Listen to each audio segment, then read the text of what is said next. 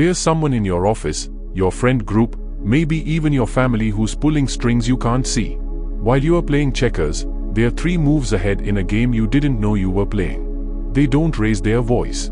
They don't demand attention. Yet somehow, decisions always bend in their direction. Today, I'm going to show you exactly how the most Machiavellian minds build empires of influence while remaining completely invisible. And by the end of this video, you'll never look at social dynamics the same way again. Act 1. The Invisible Architect. Let me tell you about Marcus. Marcus worked at a mid-sized tech company. He wasn't the CEO. He wasn't even a director. He was a senior project manager, the kind of person you'd walk past in the hallway without a second thought. But here's what nobody realized. Marcus controlled that company more than the actual executives did. How? He never gave orders. He never took credit. In fact, if you asked anyone in the company, they'd struggle to remember a single major decision Marcus made. And that was exactly the point. You see, Machiavellian influence isn't about power that everyone can see. It's about power nobody notices until it's too late. It's the difference between a king sitting on a throne and the advisor whispering in his ear. One gets the glory. The other gets the control. Marcus understood something that most people never learn. Visible power creates resistance. The moment people see you trying to influence them, their defenses go up. They push back. They resent you. They sabotage you. But invisible influence? That's a different game entirely. Here's how Marcus operated. Whenever there was a major decision to be made, he never fought for his position in the meeting. Instead, he'd have casual conversations with key stakeholders days before. A coffee chat here, a hallway conversation there. He'd plant seeds, asking innocent questions. Have you thought about what might happen if we go with option A? I heard the marketing team has some concerns. By the time the actual meeting happened, Marcus barely spoke. He didn't need to. The ideas were already circulating, presented by others as if they were their own. The decision was already made before anyone entered the room. This is the first principle of Machiavellian influence. Make people think it was their idea. The human ego is a powerful tool. We all love to believe we are independent thinkers, that our decisions are our own. A skilled Machiavellian never challenges this illusion. They reinforce it. They make you feel brilliant for coming to the exact conclusion they wanted you to reach. Marcus rose through the ranks not by stepping on people, but by making powerful people feel indebted to him. He made them feel smart, validated, understood. And in return, they gave him something far more valuable than a job title. They gave him their trust. And trust, in the hands of a Machiavellian mind, is the ultimate currency. Act 2. The 7 Invisible Techniques. Now, let's break down the actual techniques that people like Marcus use. These aren't theories. These are battle-tested psychological strategies used by power brokers, politicians, and master manipulators throughout history. Technique 1. Strategic silence. Most people try to influence through talking. Machiavellians influence through listening.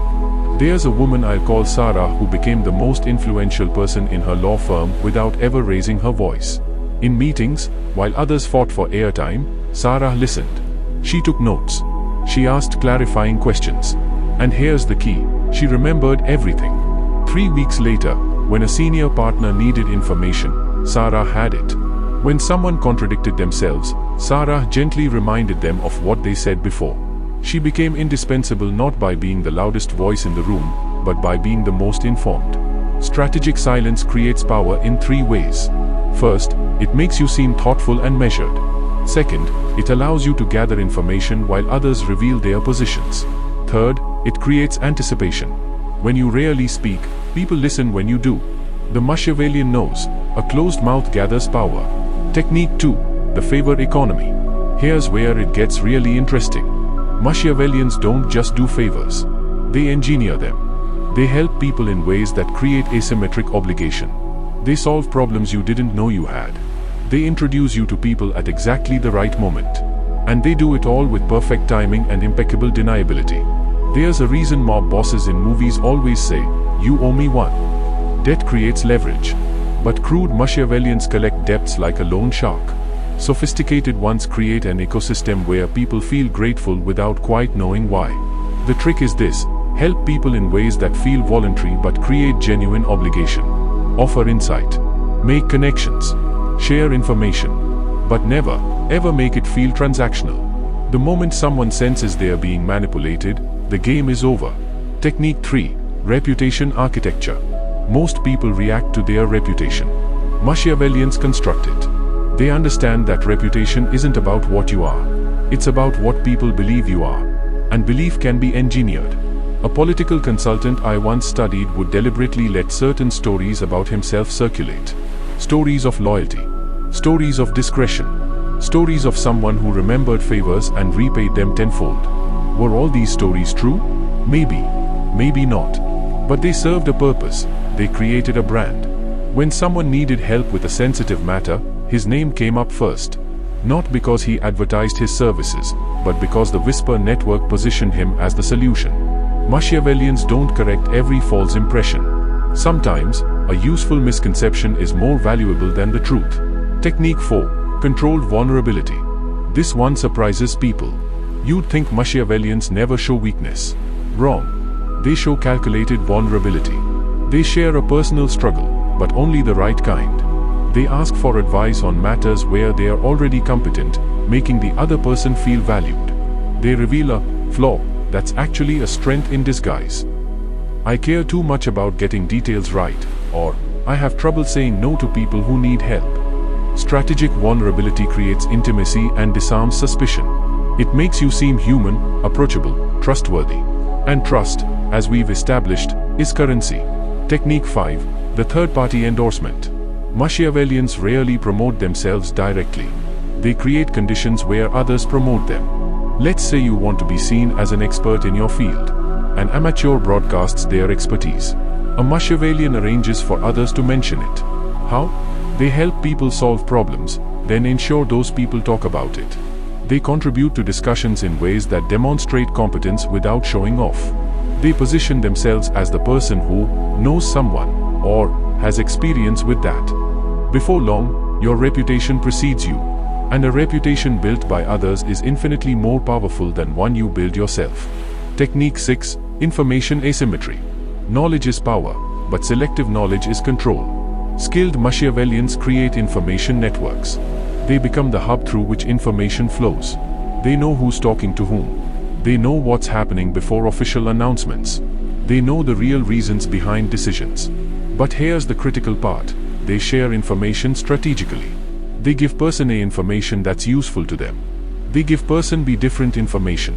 Neither person realizes they are receiving curated intelligence. This creates dependency. People come to them because they always seem to know what's going on. And by controlling information flow, they shape narratives and outcomes. Technique 7. The long game.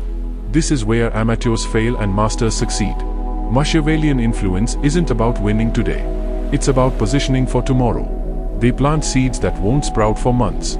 They build relationships that won't pay off for years. They sacrifice small battles to win larger wars. They know that patience is the ultimate weapon because most people can't wait. There's a CEO who spent 3 years befriending a rival company's board member. Casual lunches. Industry events. No agenda. Just genuine conversation. When a merger opportunity arose years later, guess whose company had an advocate on the inside? The long game means you are never rushed. You are never desperate. You are never obvious. And by the time others realize what happened, it's already done. Act 3. The Dark Mirror. Now, here's where we need to get uncomfortable. Everything I've just described can be used for good or evil. The techniques are neutral. The morality comes from the intent. A Machiavellian leader can use these methods to build a company that takes care of employees. They can navigate office politics to protect their team. They can influence decision makers to create positive change. Or they can use these same techniques to manipulate, exploit, and destroy. The difference isn't in the method. It's in the character of the person using it. Here's the really disturbing part. You are already surrounded by people using these techniques. Your colleague who always seems to get their way. The friend who somehow always influences group decisions. The family member who controls dynamics without seeming to control anything. Some of them have good intentions. Others don't. So what do you do with this knowledge? First, awareness is protection. Once you understand these patterns, you become much harder to manipulate. You notice when someone's engineering a favor economy. You recognize strategic silence for what it is. You see information asymmetry being created. Second, you get to make a choice about how you'll use this information. Will you use these techniques ethically to navigate complex social dynamics and create positive outcomes? Or will you use them to manipulate others for purely selfish gain? There's a concept in martial arts: you learn to fight so you never have to fight. The same applies here. Understanding Machiavellian influence doesn't mean you have to become Machiavellian. It means you are no longer naive about how power actually works. The world isn't divided into good people and bad people. It's divided into people who understand power dynamics and people who don't. The former make decisions. The latter wonder why things never go their way. Marcus, by the way, eventually became CEO. Not because he campaigned for it. Not because he demanded it. But because by the time the position opened up, he'd spent years making himself indispensable. The board couldn't imagine anyone else in the role. Did he manipulate his way to the top? Maybe. But he also genuinely helped people. He solved real problems. He made the company more successful. His methods were Machiavellian, but his impact was arguably positive. That's the complexity we have to sit with. Power isn't clean. Influence isn't pure. The people who pretend otherwise are usually the ones being influenced without realizing it. Act 4. Protecting yourself. So how do you protect yourself from Machiavellian manipulation while operating in the real world? Someone always seems to know exactly what to say to make you feel understood. That's calculated empathy. You notice you are sharing more personal information than the other person, and they remember everything you say. That's information harvesting.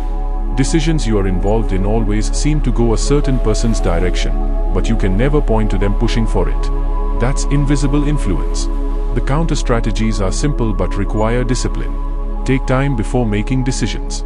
Machiavellian influence works best on impulse. Slow down. Think. Ask yourself, whose idea was this really? Diversify your information sources. Don't rely on one person to tell you what's happening. Get multiple perspectives. Notice patterns over time. One favor means nothing. A systematic pattern of engineered obligation means something. Trust your instincts. If something feels off, it probably is. Your subconscious picks up on manipulation before your conscious mind does. And here's the most important one: develop your own center.